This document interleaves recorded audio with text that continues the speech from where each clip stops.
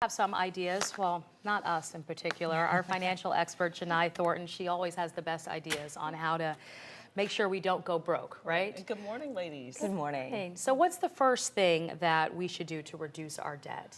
Well, the first simple thing is just stop using our cards. You know, people are always thinking about, how do I begin to make payments? Well, you need to stop increasing the debt initially. And then what payment method are you going to use? There's several different ones to choose from.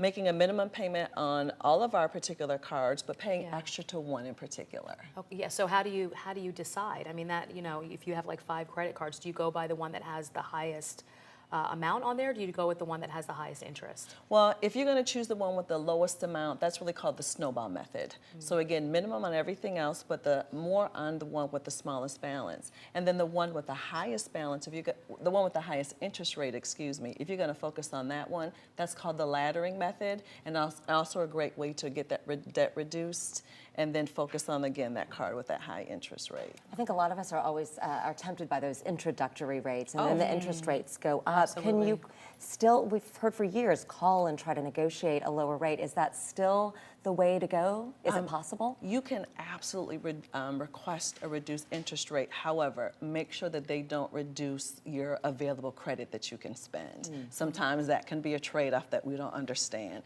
and we don't want to give up that credit availability. Is that something we request? When You definitely want to request it, and you want to ask that they do not reduce your credit availability. Yeah. Specifically ask for that. So how important is a budget with all of this?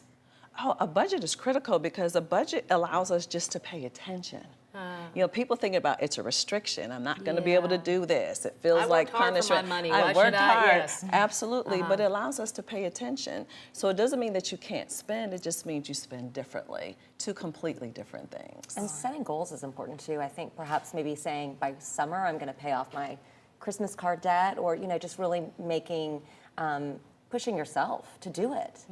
No question, and I think we have so many tools, debt calculators, credit card debt calculators, where we can say, if I added $50 more, $100 more, how much of a difference is that going to make? But maybe I do have a goal by the summer or by year end, but we really have to stop adding to the debt. I think we've gotten very comfortable, and we need to be careful. 2008 taught us a lot. I find the best time to pay off debt, and I know not everyone is able to do this, is during tax season when you get your refund. If you do get a refund, it's like, just forget the money's there and try to pay off your debt. But you have to have a plan for the money. That's the thing. Before the money comes, what is your goal? What is your strategy? We can't allow the money to come. Have a goal for the money, a plan for the money before it even hits your account. All right, Jini, thank you so much. And Jini will be back with us in the next hour, I believe, talking more about credit card debt. Yes. And we'll have more questions for her.